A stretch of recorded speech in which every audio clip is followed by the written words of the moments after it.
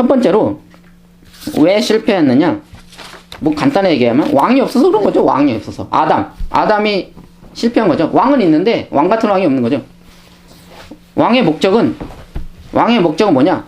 공의와 정의를 실행하는 겁니다. 하나님의 형상이 없어서 망한 거예요. 참된 하나님의 형상이. 왕의 존재 목적은 공의와 정의입니다. 시편 72편 1절에서 3절. 왕에게 주님의 판단력을 주시고 왕의 아들에게 주님의 의를 내려주셔서 주님의 불쌍한 백성을 공의로 판결할 수 있게 해주세요. 그거 생각나지 않아요? 선악과? 그 심판의 나무라 했잖아요. 거기에서 공의로 판단하는 게 아니라 아담이 따먹음으로써 지 멋대로 판단하게 되는 하나님의 기준이 하나님의 통치를 거부하고 자신이 왕이 하나님이 돼버린 이런 것들을 보여줍니다. 잠언서 29장 4절 보면 공의로 다스리는 왕은 나라를 튼튼하게 하지만 뇌물을 좋아하는 왕은 나라를 망하게 만든다.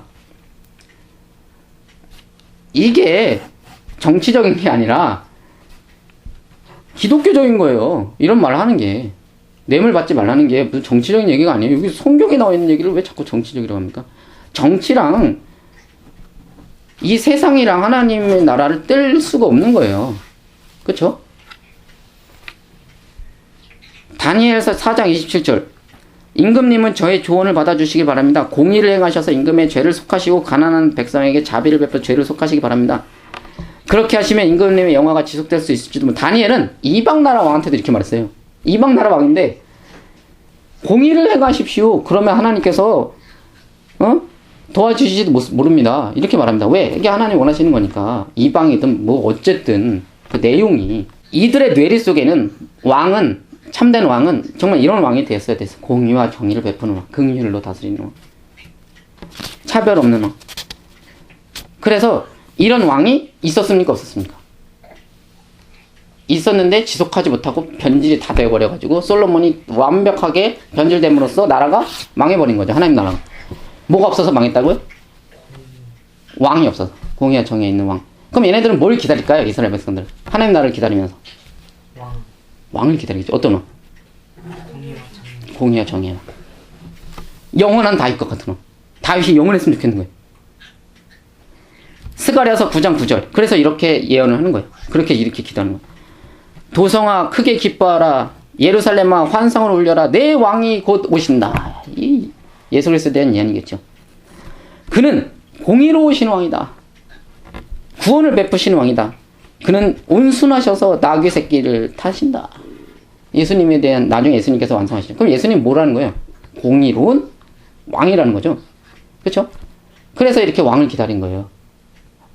근데 예수님이 하나님 나라에 가까웠다 이러면 이 사람들이 왕이 누구지? 이렇게 생각이 드는 거야. 공의로운 왕이 어딨지? 예수가 유대인의 왕으로 나셨다 말이죠. 이해가 되시죠? 이렇게 이어지는 거라니까요.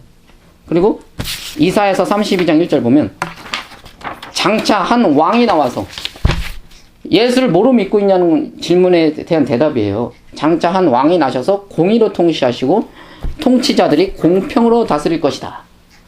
그러한 세상. 예수님을 뭐라고 믿었어요? 지금까지. 공의로운 왕이라는 생각을 합니까? 그럼 나는 그 공의로운 왕의 통치를 받고